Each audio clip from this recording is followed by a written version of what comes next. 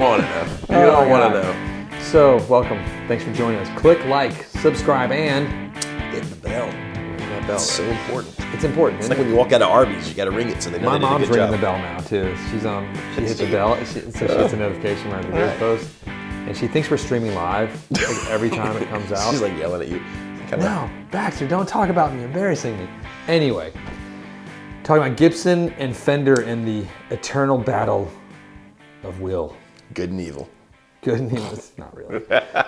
No, but well, this sort of came up. We ever since about 5 years ago, we've been sort of watching festivals, and watching like who's playing what guitars, and we were sort of watching to see like the transition, the changes, and like whose marketing campaigns are working.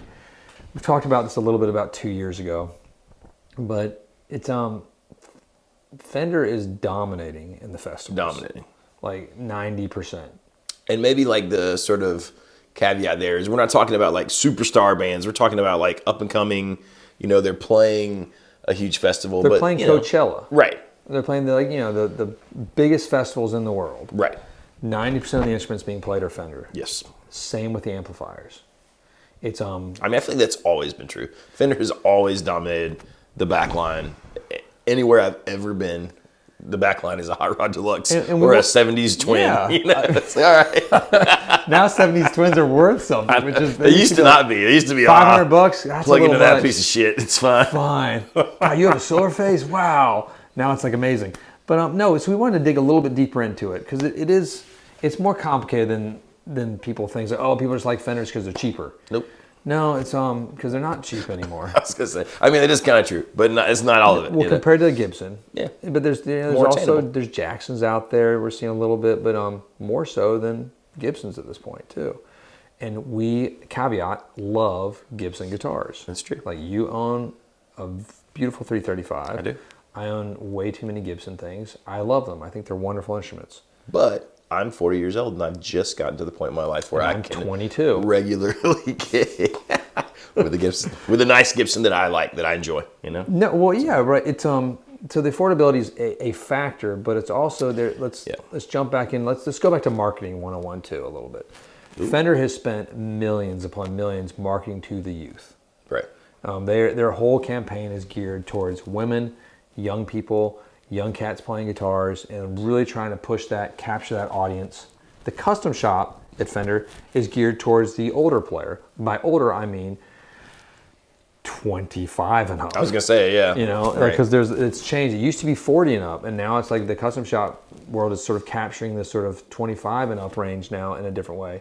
But that's not a Salesforce pusher. I can't speak in the same way that their regular production pieces are, as well as the Squire line, right? Which really grabs the attention and your pocketbook a lot easier. Yeah. Especially the classic vibe, man. But no, they've spent a ton. Like you can go into their whole marketing campaign. You watch it; it's just young artists. They have the indie handbook online that they've created for indie bands. That's been paid for by Fender, just sort of showing you like the roads on how to get found and stuff. Gibson has started to finally enter that fray with their website. But it's geared differently, right? It is geared differently. I just feel like Fender, everything you see is some young band that I don't know who they are. No. but Sean does, and Sean's 24, you know what I mean? Or like, the people who come in the shop who are younger guys who are in that scene, they know who they are, right? It's not Slash. It's just such the opposite of finding like this icon, legacy artist and then just constantly hammering with him over and over and over and over. And that's cool. We love Slash.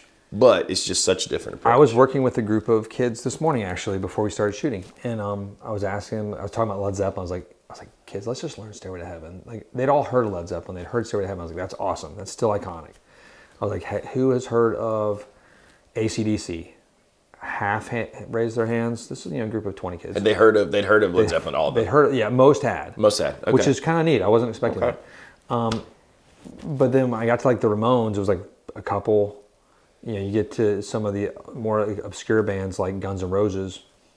Not many at all. Really? Like it was not what I was expecting. It's like a group of high schoolers. All those bands are relegated to like the T-shirt thing at Target, where you just wear your vintage band. This was a side note, and it's not just. There was one of the girls. She's a 17-year-old, and she has her aunt has a Hanson tattoo Not just one, but 3, I believe.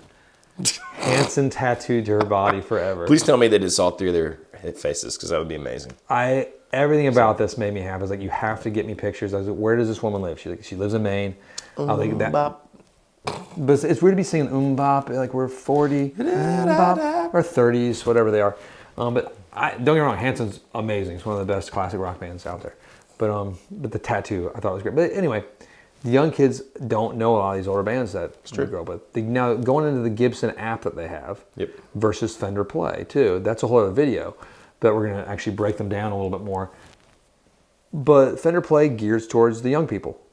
Yeah. Right? It has like, it's very white colors, like very like sort of more vibrant. It's little bits of songs that you might, anywhere from like Radiohead to new stuff to, you know, to any, even throwing in some of the weird indie stuff. But it's more like pop indie stuff, right?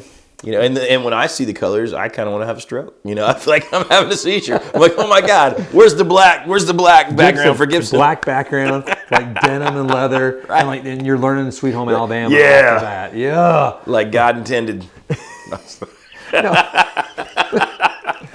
No, but like, so we're watching this battle unfold here, and they're not like necessarily battling each other. But they are. But they are. I mean, maybe they're not directly, but they are. But it's a battle for the hearts and minds of the future players. Like all of us at a certain age, like once you're 30, you're sort of solidified in the guitar-loving world. You're going to love your Gibsons or your Fenders, one a little bit more than the other. Maybe. And you got that right, but they want, the young people, they want you in on those early, affordable guitars, like from Epiphone to Squires up to their first easy, affordable American stuff from Les Paul Studios, which you don't see any of in the live scenes, really. Like I haven't seen any. Like you don't see Les Paul Studios, but you see a basic Fender American. Oh, a ton. All over the place. Everywhere. Or the Player Series are everywhere. Well, even when I was coming up, the only Gibsons I ever really saw playing live were, back in the day, it was that like wine red Les Paul, the studio, you know? Because that was all, if you could afford that and you were out gigging, that was probably what you could afford. When we were watching Sean, who works with us, the young, fabulous young guy who you can see his videos in our channel some, but he has this band called the Violet Exploits, and their new single, Laugh, just came out on all the streaming services. Please check it out and enjoy it and share it to your friends. It's good. His music, laugh, love. I'm just it actually is really, really good. I'm happy. No, it's really good. He's a great young band, but they're all playing Fenders. I just laugh. I noticed that when I saw their show last week, and there was another band called Weymouth that was playing with them as well at this lineup. All Fenders. All Fenders. And they're playing Fender Meteors, like Meteor guitar, and then the new Player plus Meteor bass. Which is really cool. Which the Meteor guitar from like 3 years ago looked and sounded amazing. Yeah. I was like, I'd never seen it used live. Butterscotch Blonde. But I feel like that's the kind of thing that Fender's pushing, right? Like, hey, we're going to all buy this same weird body shape from Fender, and we're going to, like, our guitar is really going to match, and that's the look of our band. Maybe that's the thing. I think it is a thing. Guys, it looked awesome. I can't imagine anybody doing that with the Gibson. It's just a different thing. It just costs a lot more, too. Yeah. So. And like a Les Paul, it looks, it's, unless you're doing Allman Brothers and hard rock and stuff, and it's just different. I don't know. It's just, it's a weird battle. And like, Fender's pushing a different angle with the price of their pieces too. Right. They're all getting more expensive. We talked about that ad nauseum. Well, that's one of the things, right? Is like, is Fender shooting themselves in the foot a little bit with some of the price increases? I don't know. That's where they're building the Squire line, I think. Right. But to try to sort of take over that. But Gibson's also putting out $60,000 new guitars. Fender does some squirrely stuff too. Don't get me wrong. But $60K is a lot of money. It's a lot of money for I mean, obviously, that's not geared towards anyone who's going out to ever play this in public. Right. No. That sits in an office. It's a totally different thing. It's beautiful. Yeah. They're beautiful pieces. Yeah. I mean, they are. Well, it slides off your leg when you're playing it. You got to stand up and play it in your office. But God, this is an obnoxious office guitar. Why'd I wear my suede pants too? Hey. No, it's a different game that they're both playing, and who's going to come out 10, 20 years from now? Ask, who you think? I mean, I think Fender's going to, because they're getting into the young guys. 100%. It's I'm hoping that Gibson figures out their marketing strategy. I think if anything saves Gibson is that a lot of people, even the kids playing Fenders, still see Like I know that all of my sort of contemporary, we still saw Gibson as like the thing we wanted to aim for. A lot of us could finally afford them and we're like, oh, we don't like this because we were so used to Fenders. Well, that's the other thing. Like Fender's like in that, so the whole YouTube game of like they send out guitars to everything, and all the YouTubers will show them. Like Gibson's not really in the game in the same level. You don't see that cycle with Gibson really. And part of that might be just they don't have the pieces, but also the QC is an issue. They're a little bit nervous of it and thoughts, but also there's not aware that maybe they just haven't clicked into that. Yeah, I just feel like that's just not where they're. Don't get me wrong, Fender's overdone it. Sure. But Gibson's not even there. Right.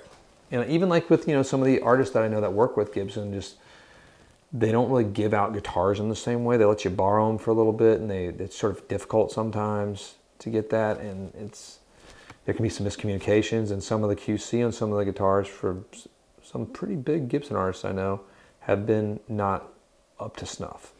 And it seems like they're just sort of like willy-nilly on that stuff. Because like when I was in Nashville, I knew people who weren't, barely up-and-comers, right?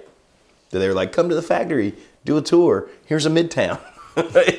Cool. Here's a Hummingbird. I mean, so. And that's smart. You want to have people playing your guitars. It is, I thought that was awesome. You know what I mean? And now it sounds like they do more the loaner thing, and which is just odd to me that you'd have to like take a guitar on tour, then switch it out. I just think that's weird, but whatever. Well, and Fender really is like they're going after the music that's being produced now. It's cleaner. It's not like overdriven as much. Right. It's like much more atmospheric and like a little bit of overdrive, but not like super overdrive. And the Fender really handles that sound better. It's true. And there's a lot more females in this game than there used to be too. Yeah. And just the aesthetic, the weight, everything about the guitar it works better for a smaller frame sometimes too. Right. When you just think about everything that's like kind of hot right now, like the Corey Wong kind of stuff, where you're the funky, like I mean, obviously, that funky bastard. You want a Fender to do that. It's so let us know your thoughts on it. We were just sort of, I thought maybe from the past 5 years things would have changed in the festivals. It's not sort of locked in harder, and Fender's gone up a little bit as far as that goes, and the young players playing. So we would be curious to know your thoughts and where you see the strange trend going. Maybe we're just wrong. Maybe we're blind. Maybe we're watching the wrong festivals. I mean, it could happen. I mean, it could. We have been wrong. Multiple times occasionally. Not usually wrong. We're just like, we're just misguided sometimes. Blame Zach on that. It's probably like, it's our raging drug and alcohol problem. What, with like coffee and tea? Yeah, Mountain Dew. Anyway, thank you for watching. Enjoy your rest of your day. Your rest of your day. The rest of your day. The rest of I'm going to have lunch with a good friend of mine named Al Green. And go back to the office later. I'll see you later, Jonathan. I'll see you later. Thanks for joining us. Goodbye.